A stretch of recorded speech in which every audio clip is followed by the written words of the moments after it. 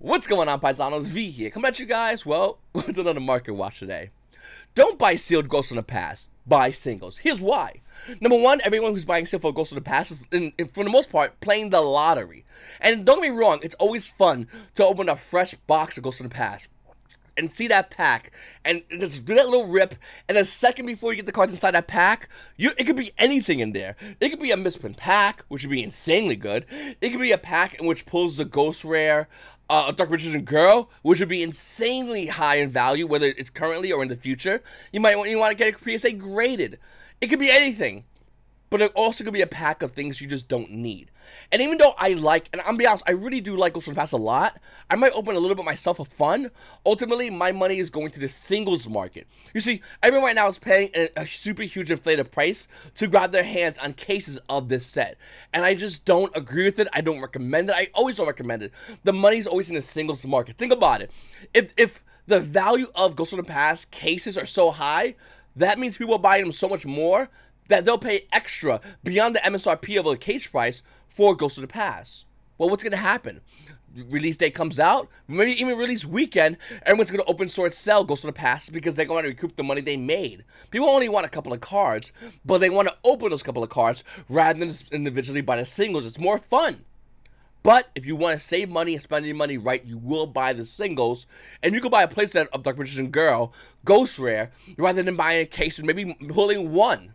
I think that's the smartest way to do it. Even though I just said that, someone's going to watch the video and go, okay, V, sure. And then they're going to buy cases. Like, it's whatever. I just don't recommend it. You know how I am. I almost never recommend you buying product like this. Everyone's going to be on top of it. Everyone's really excited about it. We don't even know the ultra rare cards in the set. We have zero idea what they are. They could all be a bust. So it could be Ghost Rare bust. We don't know. But the only thing we do know is the fact that Ghosts of the Past, even though it does have a lot of good Ghost Rares, you can always access them on the singles market. And everyone buying sealed product, and trust me, there's going to be a ton of people buying it, they're going to be the ones that are going to be gambling where you're getting exactly what you want for the amount of money you're paying for. So please, once again, do not buy Ghosts of the Past. I just don't like it. So, common question of the day. What are you doing Ghosts of the Past? Are you buying sealed? Maybe you can open a couple of these at your local Walmart or OTS shop. Or are you just going to go ahead and buy singles? Let me know in a comment down below. Some of you might have gotten a good deal on a case, and if you have, good for you. Mostly, though, I don't recommend it even then. But hey, let me know what you guys think in the comments down below. Also, since you're down there, please make sure to hit the like button, hit the subscribe button, and yeah, comment down below. Let me know what you guys think. I read your comments multiple times throughout the day, and I would love to read your comment and what are you doing as far as buying from Ghosts in the Past. On today's market watch, we're going to be talking about a lot of cards that have crazy value. Some of these cards look really cheap in front end, and then you look at a first edition version and they're insanely high. Some of these cards are just insanely high that nobody really knows about, and some of these cards don't belong to be this high, and we're going to talk about that today in this market watch. First card up is Pot of Prosperity. The current value of this card is at $87, and the value right now is at $85. I know, you're going to say, V, you've been talking about this card so much. Why? Because I don't believe that this card should be as high as what it is. I know some decks might have been topping with it, but not all decks. The best deck in the game is Virtual World. This card does not need to be this high. Oh, real quickly, hold on, I remembered. So, if you're watching this video, and you're the first to watch this video, the video will come in 360. For anyone who's been watching to the end of the video, they know already. If you start watching this video, the beginning of the video is in 360, and that's because YouTube is rendering the rest of the video. You can come back later on if you want to see my good-looking face and watch the video later on. Trust me, you can do that, and it will be in 4K. But because the video's early, thrown on YouTube, the video's going to come out 360. As time goes on, YouTube will allow more Ps, 360, 720, 1080, until it's like 22, whatever. But until then, if you're early, you join the 360 gang, welcome aboard. But don't just type in, why is it in 360? Video, V, why are you doing this? It's not me. I would love to have it at 4K immediately. YouTube doesn't work that way, so throw it out there. But yeah, I think Pot of Prosperity is still a great card. But once again, looking at the best deck in the game, it's Virtual World. Then we have Drytons, and none of those decks are really using this card as much. Then we're talking about Genesis Impact Collector's Rares. They're slowly, and I mean slowly, going up in value. Do we go in and buy the Live Twin stuff? They're roughly around 60s. Even Evil Twins, one of them's 60, the other one's 41. Or do we wait and hopefully see these cards go down in value? Because, I mean, Nightmare Unicorn should be a gimme. You should automatically, if you want to hide the high rarity, that should automatically have been done already before the card spiked to where it is right now, $63. Looking at Nightmare Phoenix, the card's at $56. Does it really belong there? Sure, I guess so. But I mean, once again, these are cards that should have been done already. And then we look at the rest of the cards, they're still so high in value, but I don't know if they're going to be cooling down. In my honest opinion, I think the cooldown phase is what we're in currently right now for all these collector's rares, and from here, they could only go higher. Meaning that those who are owning the live twins and paid for the whole thing, because anyone owns one live twin, they're probably going to eventually own the rest of the live twins, evil twins, collector's rares. So anyone that's getting involved in that, they're probably not going to want to sell this. They want to keep it for their own collection, because the art style really is amazing. So I think the value will continue going up as people continue moving forward and buying these for finishing their collection. Also, looking at the price point of these, you got 16 listings of a Kiss a Kill and 19 listings of Lila. That's it. That's all you got. That's it. We're done. And I'm not sure if anyone has access to just Impact booster packs or booster boxes where they could crack open and throw more collector's rares into the market. If they can be replenished in the market, this is all we got. The price can only go higher as people get involved more. Then we have Reasoning at a Star Pack 2014. I don't know why, but this card with $11, almost a $12 market price, is roughly around $9. $9 for Reasoning. It's limited, by the way, so it's Reasoning. Maybe we'll see an Ultra version coming out of Ghost in the Past. Konami still needs to reprint a lot of cards. I talked about this the other day, but Reasoning is definitely one of those cards Konami needs to reprint. Then we have Vampire Sucker coming out of Flames of Destruction. Secret Rare, $8 market price. The value right now of Unlimited are 7s. First edition is going to run you roughly around $8. I kind of want this card. I have a German version, but I kind of want an English version. It's decent in, like, Ellic. I don't know. Maybe I don't want justification for buying this card. It could be that. I also have a Vampire Core, personally speaking, so I want this card for. But do you own this card? And do you like this card? And if you do, why? Sell it to me. Let me know in the comments down below. Next, Nightmare Corruptor Ibli. This card was like $3 to $4, and for a while I kept telling you guys, please buy this card. The effect of this card, I feel like it could be one day be used in a game of Yu-Gi-Oh! It's just a really good effect. Looking at a Secret Rare version from Flames of Destruction with a $5 market price, the value of the first editions are roughly around $7.50 each, and that is still low. Now, don't get me wrong, if you still want this card but don't want to pay the high money, you can still buy the Ultra Rare. That version, well, it used to be $1. That's actually roughly around almost there $4 for Nightmare Corruptor Ibli. Then we have Summon Sorceress. Here's one of those cards that I have normally I'll give you a card, we'll talk about it, and I'll give you a reason of why I think the card's really good, or why I think maybe you should buy the card. I have nothing on Summon Sorceress, but you should buy it. Why do I think that? Buy it. I don't know, but I feel like this card's gonna jump up in value. And here's why I think, and it's not a good reason. I already know about it, so don't say V, crappy reason. Number one, it's a waifu. Number two, this card is broken. Number three, it's currently banned, and it could come off the ban list with some other restrictions, and or errata, and or other cards come off the ban list like Maxi. That would definitely power creep this card out of existence.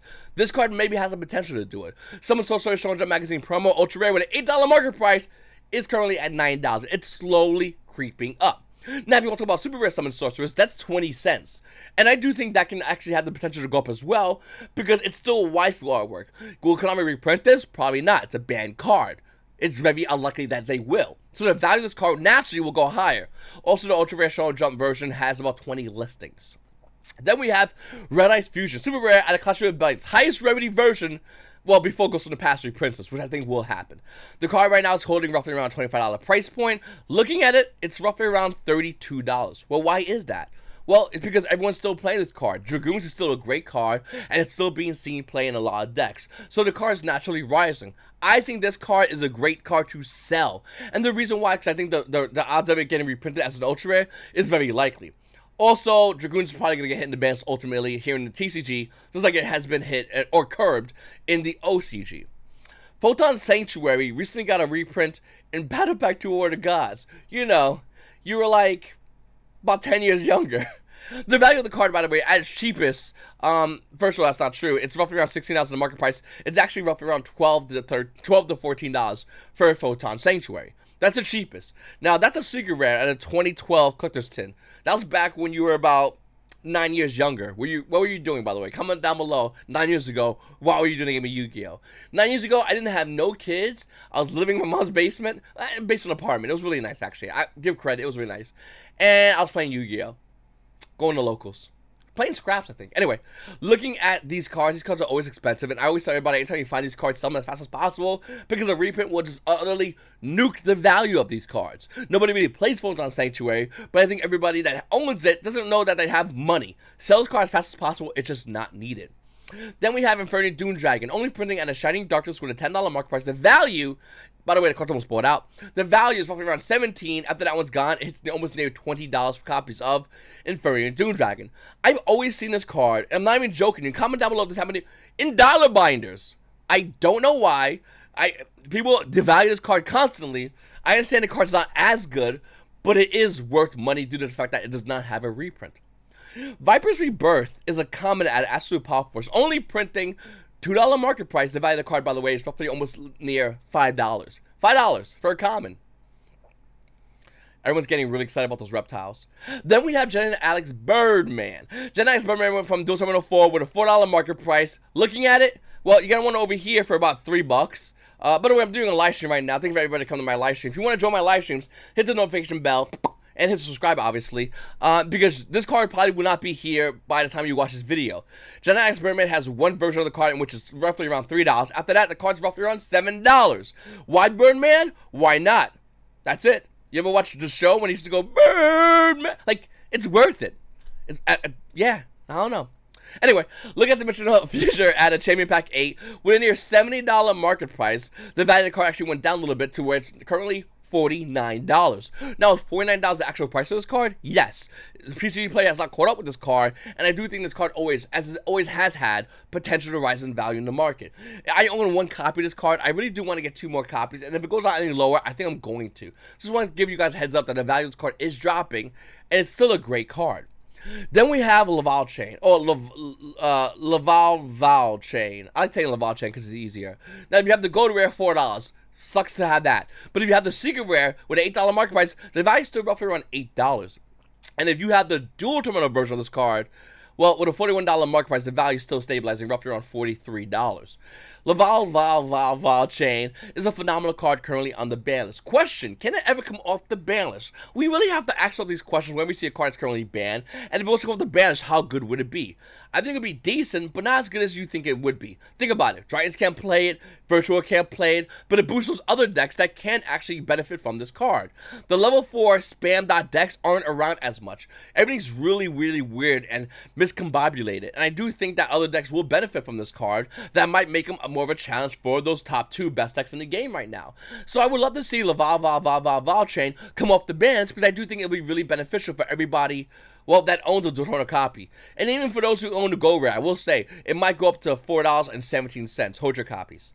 Then we have Instant Fusion coming out at OTS 1 Pack 4, Ultimate Rare, with a $61 market price. The value is currently at $68. Why is that? Because Instant Fusion goes into, not that Relinquish, not that card, but the Millennium is actually strict, basically. It's a really good card, and if you open it in Dry Instant and open up Instant Fusion and put a Millennium strict on board, you're not going to get hit with Nibiru, you're not going to get hit with Drone Lockbird, you're not going to get hit with Ash Blossom. Well, in reality, you'll be able to negate one of those cards. That's still a phenomenal negation for one card. Imagine just looking at your hand and saying, this card makes sure it takes that one of your cards don't do anything. And the rest of these cards, well, the rest of these cards are just really good cards to make me have my combo. Instant Fusion Ultimate Rare is beneficial for that, even though it's at 1. Could this card really get banned? I don't know. That's a good argument, and I really don't have an answer either way. If it was to get banned, would you really go, wow, how crazy? I don't think I would. But nevertheless, it's still a card that's currently almost near $70 because it's a beautiful looking Ultimate Rare. Wind-Up Carriers and Mighty out of Ordinary Chaos with a $14 market price. Now, limits are cheap right now. They're only $10.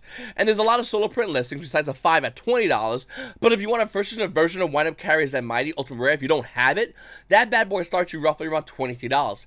After that $23 card is gone, it's near $25 for the Ultimate Rare version of Wind-Up Carriers and Mighty. Random cards, not even seeing, nobody's playing wind-ups, but the cards still hold value because it's hard to get ready. Once again, it's the saying, boys, if it's hard for you to get, I want it times 3. Personally speaking, I own 3 of these. It's hard for you to get.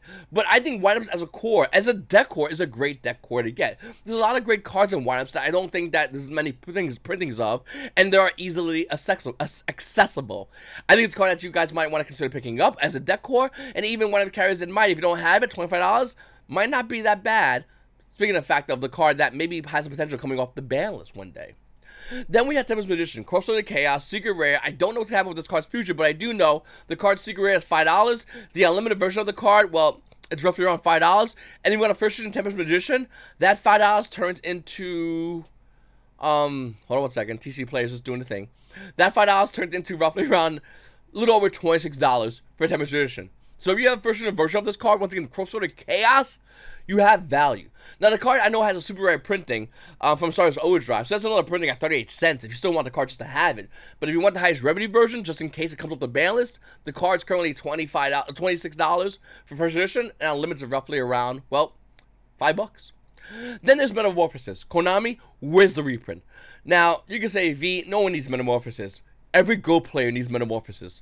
The card came out in Champagne Pack 1 Super Rare, and it's at the low, easily discounted price at, well, one stimulus check. The value of the card, by the way, is roughly around $1,000. This guy has 13 sales with a 77% rating. That's not the real price point. I value the card at roughly around $1,300. One of the main reasons why I really want to do these kind of videos, market watch videos, and I do like when other people do the videos as well, is to let everybody know what's happening within the market. Metamorphosis at the time was a super rare that got bought up to $250. At the time, that was way too much money for the card. Nobody wanted to buy it. Nobody had the money to buy it. A lot of players were still young. Look at the Metamorphosis now. It is roughly around $1,300. Ghost in the Past is an ultra rare set. Can we get an ultra rare Metamorphosis? Because if we don't, look at a Metamorphosis. If you want to buy the common version of Metamorphosis with a $10 market price, the unlimited is roughly around $7. You want a first edition value? Look at that. It's cheaper. It's only $8 for a common. Simple. This is what we have to pay for a common to play in a gold format. A format which is supposed to be cheap, but the common Metamorphosis will run you more than a lot of the cards in your decks, even at the original print rarities. That is insane. This card needs the ultra rare printing badly. And to be honest with you, if we're going to be 100% honest with you, I think with the next core set, once you make Metamorphosis a Starlight Rare, it will sell out, and it will be valuable, and it will make the set, even if it's not as good like other sets, a lot better. Then we have, well, then we just have random sets here. I don't know. The idea of there being a hot set like Savage Strike or Return of Duelist, and then there being less hot sets is something that's already happened in this game. It's something that we should be used to. Savage Strike came out and was such a good set, and then the following sets were just, well, progressively not as good. Return of Duelist came out, was an amazing set, and then the following sets are progressively not good. Konami loves trends. They don't like to tell us about trends. They don't like to tell us they're involved in kind of trends within the release states of certain products, but they love trends. They know not every set can be Savage Strike. Not every set can be Return of Duelist. But what they do know is they can release that set, and when they have follow-up on core sets, people will go crazy and throw a lot of money at them, despite the fact they're not being as good as, well, a set like Savage Strike. And I do think Konami knows this. I do think Konami works in patterns constantly. They love patterns on product release at Konami, and this is something that really personally has helped me out as far as going in on getting product, as well as has helped me out personally as far as what to buy and what not to buy. Going back to Ghost of the Past, the pattern is hype right now. They're hyping you guys up to buy into the pre-sales, and then when the product, well, when the rest of the 132 cards come out, there might be a little bit of hype, but ultimately a lot of just, well, deflation within that hype due to the fact that players are looking at the ultra rares, and we're not seeing like Infinite Permanence ultra rare, easy to go, Ash Blossom ultra rares. We're not seeing that all over the place. Evenly matched ultra rares, like, how cool would that be if it was all the bomb ultra rares? Oh, by the way, we're not even done yet. Lightning Storm, Triple Tactics Talents, Forbidden Droplets, ultra rares. Like, that'd be great. But that's not the case with Ghost in the Past. More or less with Ghost in the Past, we're going to see 132 cards. A lot of them are going to be reprints of cards you just don't need. Cards that you don't need the original print version of. So please, once again, before you consider buying a case, save whatever that money is. $500, $800, $1,000 some cases are going for.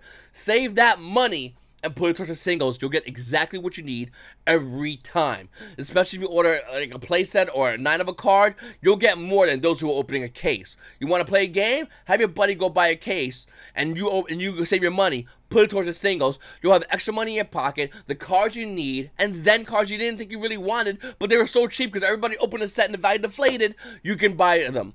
That's the way to go in and grab this set. That's the way to make the most amount of money. And that's the way to be a Paisano. It's your boy V, and you Paisanos, you would have a great day.